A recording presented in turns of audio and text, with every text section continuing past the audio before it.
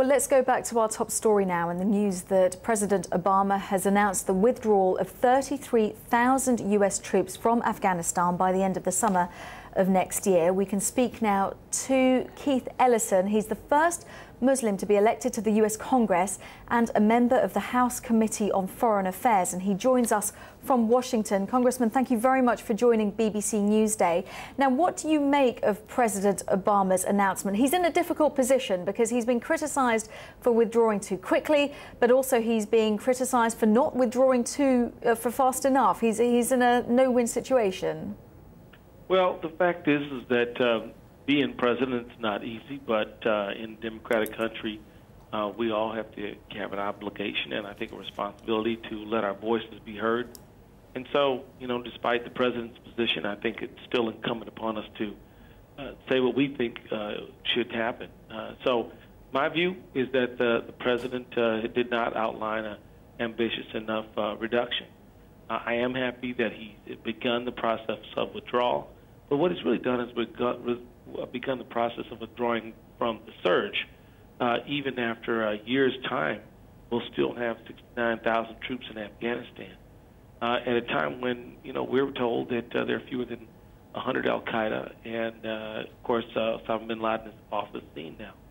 So the justification for us being there seems difficult to pin down, and to my satisfaction, he didn't pin it down very well. In fact, his historic statements have been that we're there to disrupt and frustrate and break up al-Qaeda.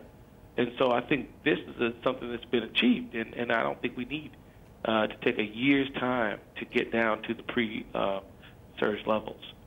More important than that, you know, for one soldier in Afghanistan for 1 year, costs $1 million. You know, we're spending $2 billion a week there. I mean, this is the time when our unemployment rate is above 9%, and it's been that way for over 24 months.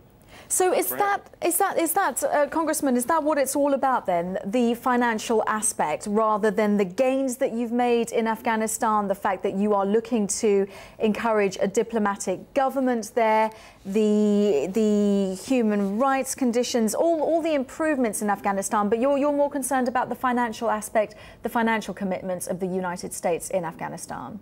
No, ma'am. I'm concerned about it all, and I don't think we can. I think I'm concerned about all of those things, but I think the financial considerations are important.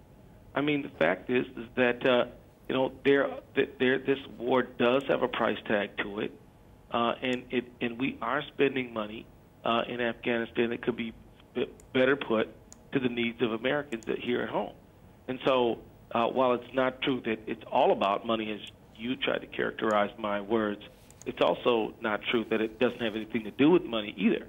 I mean, the fact is, it's an important part of my calculus as I come to my conclusion about the need to get out of Afghanistan.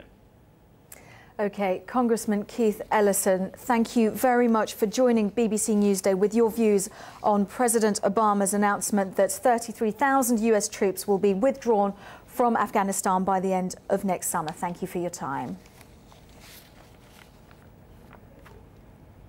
And you've been watching Newsday from the BBC. I'm Sharon Lail in Singapore. And I'm Kasia Madera in London. And just to remind you again of that main news, President Obama has announced plans for a faster withdrawal of American troops from Afghanistan. Much more on that on our website, but for now, that's all from London and from Singapore.